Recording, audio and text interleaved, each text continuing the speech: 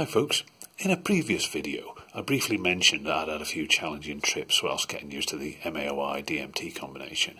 I guess that some of these were just the result of me not realising the sheer power of what I was playing with. Basically, I just wasn't applying enough respect, and this attitude caught up with me big time one night and provided the most terrifying experience of my entire life, and by a colossal margin.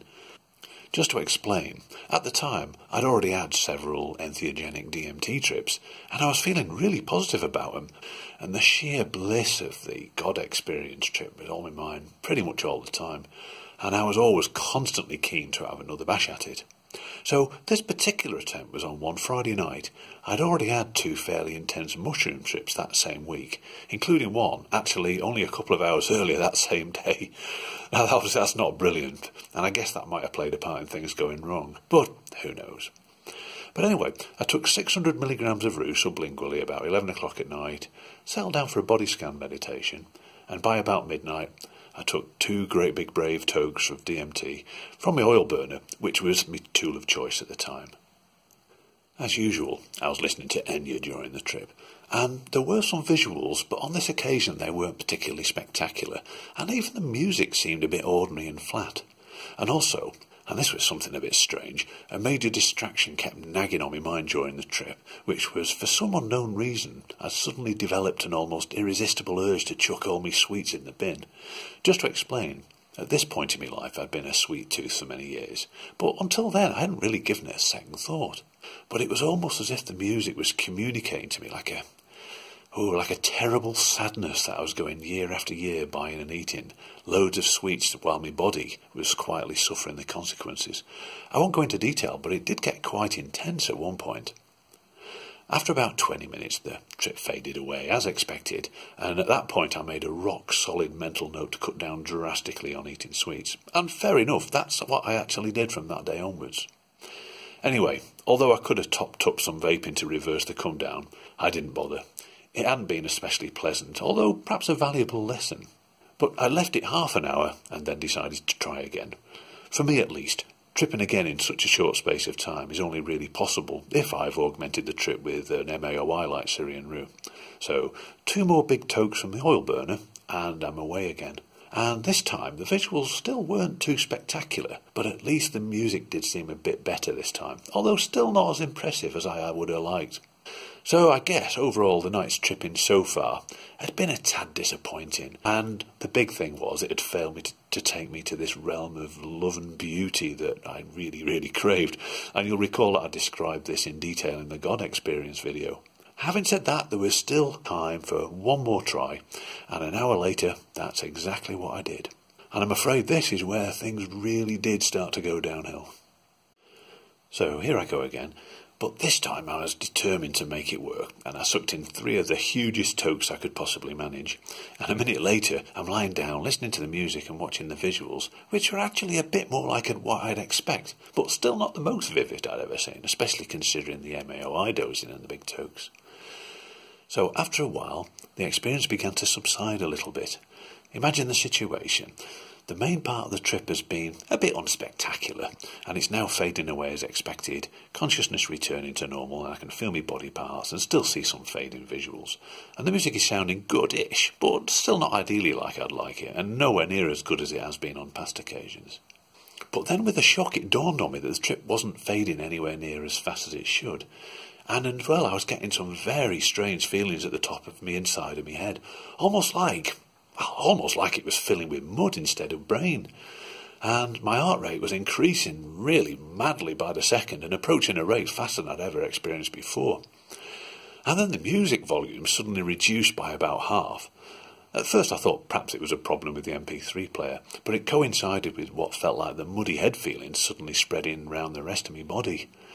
Now as regards the music, I've had odd effects like this with acoustics before, but only when I've been on really wild trips with mad visuals, and never like this because, well, at this time I was well on the come down and nothing unusual should be happening like this. But then really weird things started to happen. The music slowed down quite drastically. Again, I've experienced speed variations on music before, but This was getting a bit bad. I mean, just to explain, the pitch of the music remained constant, but the tempo was drastically slowing down, and the notes were stretching for many, many seconds instead of, say, a quarter or an eighth of a second that would have been normal. And now my heart rate was really going fast, and very worryingly, it seemed like it was palpitating madly as if it was fluttering under the strain. I was really concerned by now, firstly that my heart was going to fail, because, my heart's no longer in its first flush of youth, and this was no mere speed up like a brisk uphill run might cause. But I was also well aware that something was very, very wrong with the way that I was sensing time. And then to me absolute horror, the music slowed right down to a halt, effectively becoming stopped in time. That is to say, I could still hear it perfectly, but it was effectively just one note stretching on and on and on and on forever. For example, if the words of a line of a song were, "Oh, MacDonald had a farm," at the farm bit I might have heard the farm. I mean, it was just going on and on and on for like hours, literally hours. Oh, goodness me, it was strange. I could even hear the instruments in the background too, as well, in perfect stereo, but they were similarly frozen in time and stretching on and on. And of course it wasn't all MacDonald I was listening to. The song I was listening to, I think, was I Could Find My Way by Enya. But the question is, how the hell can I be conscious of an ever-increasing heart rate, but the music be frozen in time? I just couldn't work it out. It was absolutely ghastly. Well, so far this had been extremely disconcerting, with the music stopping in time, the volume reduced, the mud brain spreading, and plus the problems with my heart. So I tried to raise my hand to double-check my pulse, and that's when, with an absolute horrible shock, I discovered I was totally paralysed. I couldn't even feel myself breathing, and yet the heart rate seemed to just continue accelerating. And to make matters worse, my whole body seemed to be going critical. In other words, it felt exactly like all my body parts were shutting down one by one. I was absolutely convinced I was dying, and I felt such an absolute bloody fool. Now, on a previous DMT trip, I'd also been convinced I was dying, but this time it was actually much worse, because now I felt like I was stuck in this instant in time, and the awful stop music effect, oh my goodness, I really thought it was going to drive me potty. It was absolutely terrifying. And this is the way it stayed for the next dreadful 3 hours or so, or at least 3 hours by my own reckoning, and all I could do was lie there cursing myself for being such a bloody fool. And the everlasting musical chords and vocal syllable just kept stretching on and driving me absolutely insane. And my heart just kept pounding on as well, and I lost pretty much all feeling in the whole of my body apart from my heart. And also, I just could not grasp the situation at all. I kept thinking that my wife had come in, hopefully see something was wrong and do something about it. But then it dawned on me that this had only happened in the morning, and I wondered how many centuries would pass in my own consciousness before morning came in the real world. And could I even survive another hour of this? It wouldn't retain any of my sanity at all. Oh, it was dreadful. And also, I kept making the mistake of wondering why the trap hadn't worn off yet, because it had been going on for this 3 to 4 hours, when it should have been long gone after 30 minutes. But then I'd realised that the 30 minutes was related to a time in a universe that I was no longer in part of. It just went on and on and on. I really thought, oh my God, I really messed things up this time. All sorts of thoughts like this were flooding through my mind in this painfully lonely personal hell. And still the same music note continued on and on and on, driving me totally nuts. Now, during the next hour, there were some occasions where the music did actually start to move slowly on again, but only at a very, very painfully slow pace. But even so, it gave me renewed hope that I'd be bursting with optimism, but then it'd stop again for ages and I'd fall into utter desperation yet again. But then eventually, to my infinite relief, the music did actually start to move pretty much continuously, but still only terribly slowly. And thank absolute goodness, my heart rate eventually began to beat just a teeny bit slower. And after a bit longer, things eventually seemed to be returning to normal, but in waves and nowhere near fast enough for comfort. Also, I was really worried I'd damaged my heart and perhaps even my brain permanently.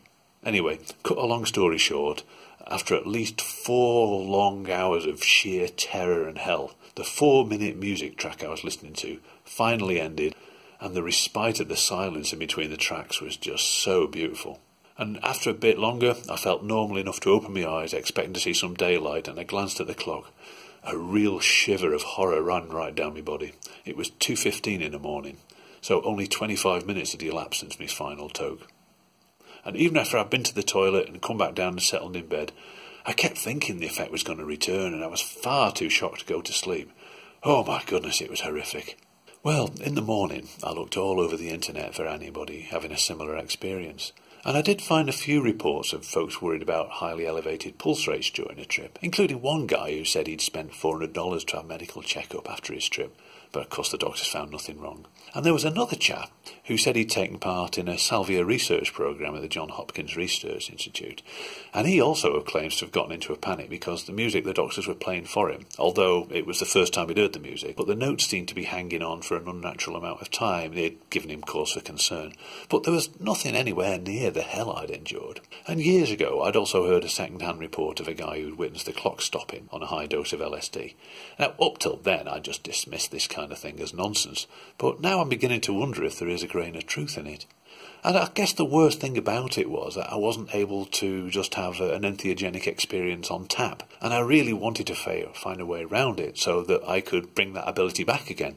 So on the following Sunday morning, I decided to have a small try again, but only with a very small dose and without any kind of brew, just to see if it would happen again. I suppose in hindsight it was a pretty brave decision, but the trip was so mild it hardly produced any visuals at all. But even so, as soon as the DMT took effect, the music started to slow down yet again, although thankfully this time it wasn't too severe and it didn't actually stop. And also, at once, my pulse began racing again like mad, and the start of the mud brain as well, I could feel that, which was also a bit scary. But this time I didn't get too freaked out because I knew the dose was only small, and it did in fact fade without too much drama, but I really was a bit miffed about it, I can tell you that.